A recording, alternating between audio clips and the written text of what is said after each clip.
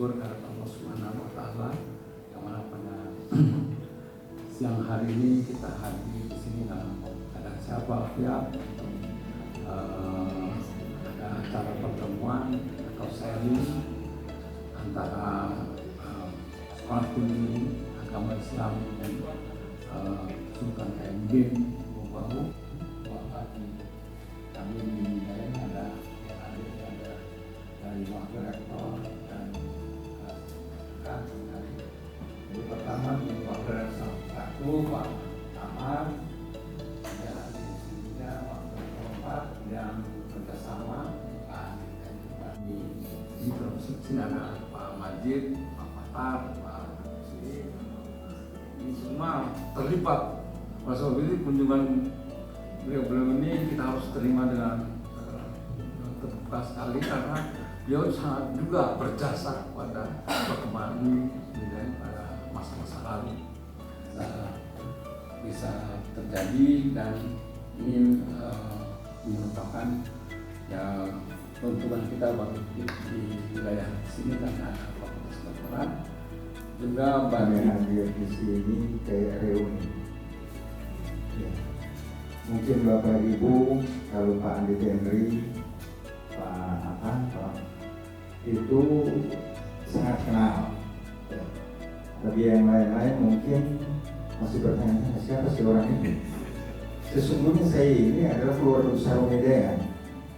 Karena pada tahun berapa dulu kita itu saya dipanggil oleh almarhum Papi, ya, kami sebut Papi, Pak Manarpa, ya, orang tua kami yang kami banggakan, ya, itu memanggil lantas dia sampaikan, Muslim di sini dulu, iya Papi, saya dipanggil andil untuk membesarkan Bau. Saya rasa itu yang harus, kalau masalah sekolah kami dari STAI, ya kami dari yayasan, nanti ketua STAI yang akan jabarkan seperti itu. Padahal kami datang ini sesungguhnya datang belajar administrasi umum dan administrasi keuangan. Bagaimana cara mengaturnya sehingga betul-betul apa yang kita harapkan yang setinggi-tingginya dari kami, karena kami juga sebenarnya STAI ini gemblengan atau bimbingan daripada Unidaya itu yang kami harapkan, sehingga Institut Agama Islam kalau minta saya untuk mengajak kita sekalian untuk senantiasa memanjatkan puji dan syukur kehadirat Allah Subhanahu wa Ta'ala, Tuhan yang besar, karena dengan limpahan rahmat, taufik dan hidayahnya diberikan kepada kita sekalian, sehingga alhamdulillah pada siang hari ini kita dapat berkumpul di ruangan yang megah ini guna kita menghadiri acara silaturahmi antara kami Setia Bau dan Budidaya Bau. Lalu kami perkenalkan yang dulu di pojok kanan adalah Ketua Yayasan Pendidikan Islam KMB Bau, Bapak Ismail Musli MSI. Berikutnya yang duduk di samping Sekretaris Yayasan SMSI, saya kira sudah tidak terlatih buat kita. Kemudian di sampingnya adalah Ibu Ode Nahira SPD, beliau adalah bendahara Yayasan Pendidikan Islam KMB Bau. Kemudian berikutnya adalah Sahadir Depan Sahadir MSI, beliau adalah wakil 3 bidang kemahasiswaan. Kemudian di sampingnya di PAUD Pendidikan Agama Islam Usia Dini.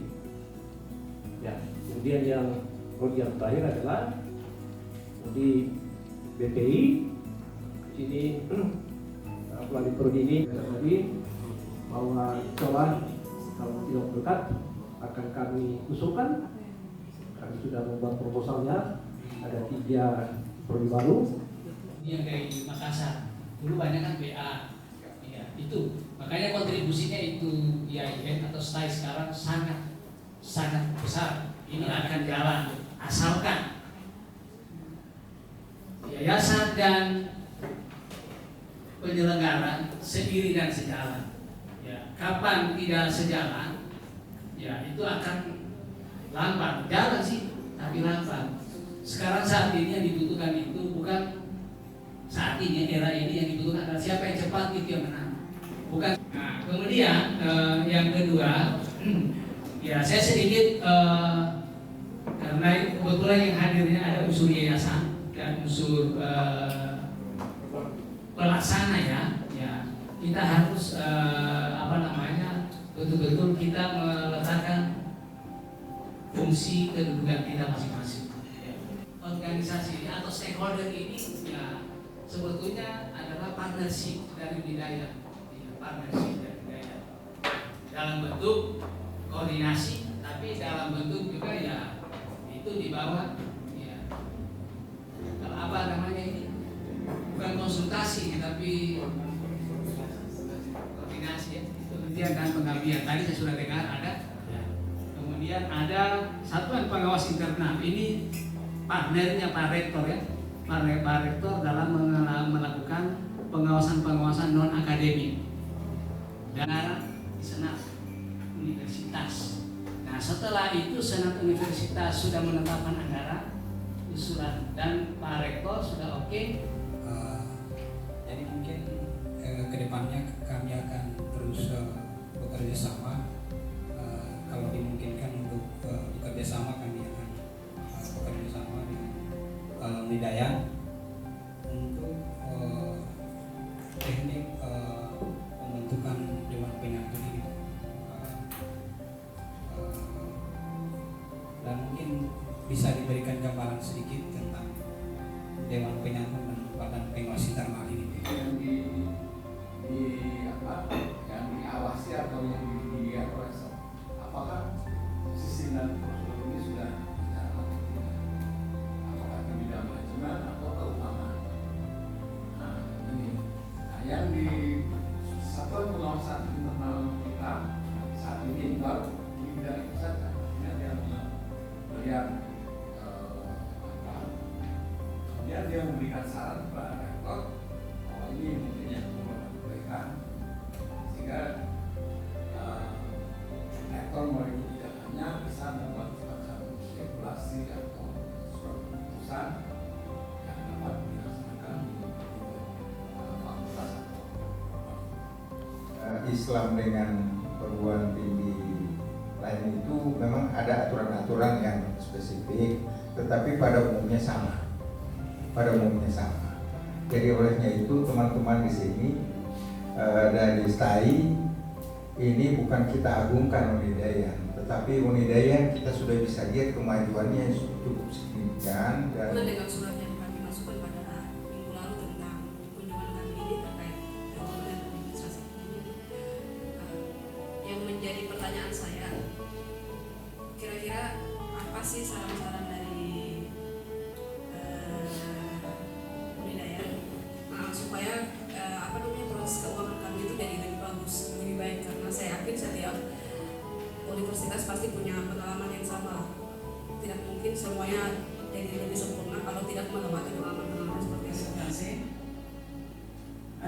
Berdasarkan pertanyaannya tadi, seperti bagaimana sebenarnya secara umum pengelolaan keuangan yang ada di Unidaya ini, sebenarnya kami itu berangkat dari apa yang diwajibkan oleh statut orang akreditasi, sehingga statuta maupun registra yang dilaksanakan itu tidak terlepas dari itu. Kami merujuk ke sana semua, jadi kami punya arah di sana. Semua diatur oleh SK-Rektor, ditetapkan oleh SK-Rektor sehingga dipatuhi oleh seluruh unit.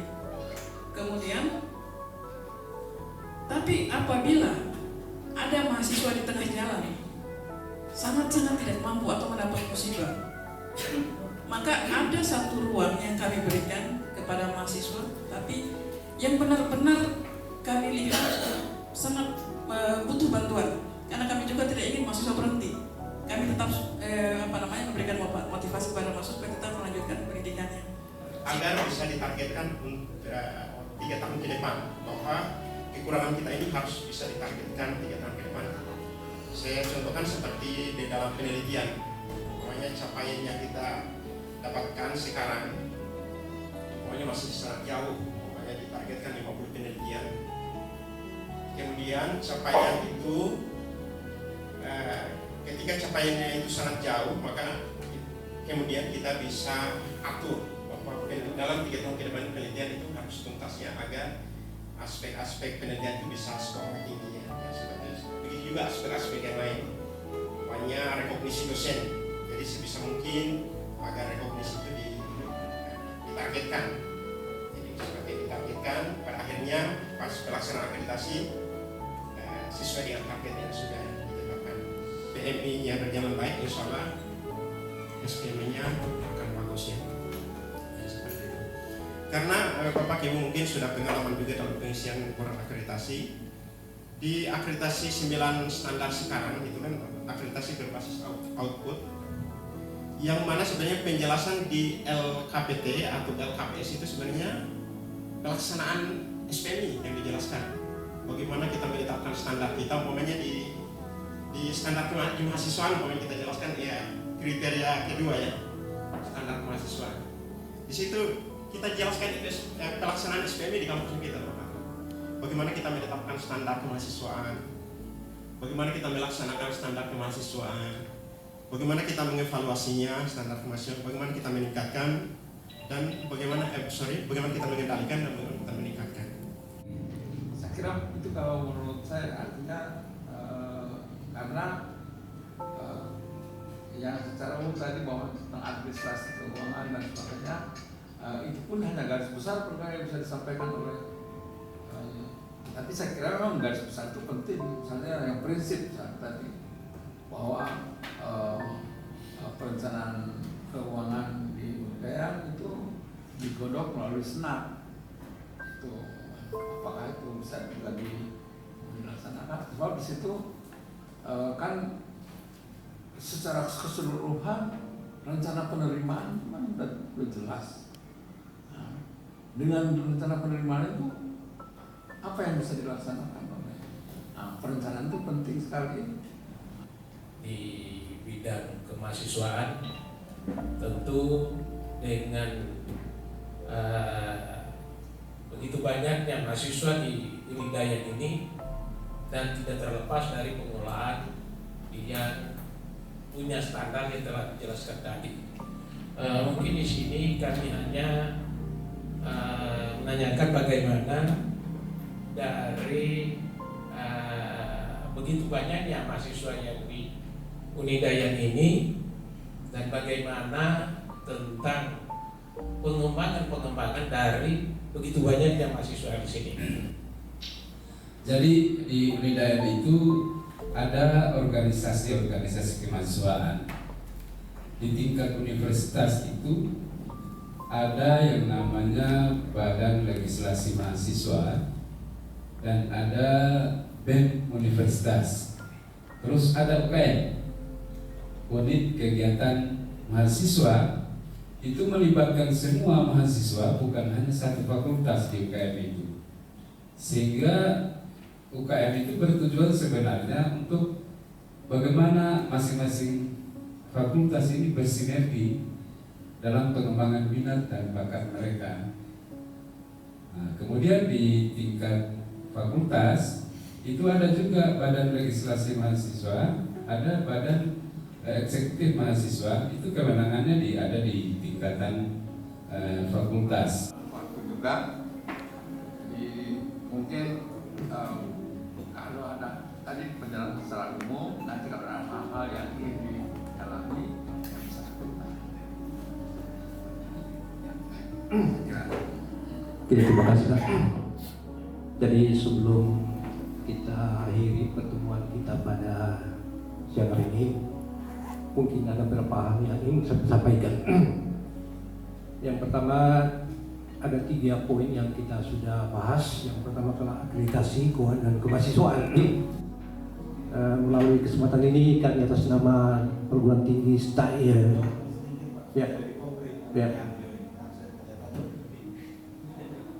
Supaya ini bisa dilakukan. Ini sudah ada sebuah kesimpulan bahwa nanti akan ditindaklanjuti dengan MOU dan MOA supaya lebih cepat apa yang bisa sehingga langsung.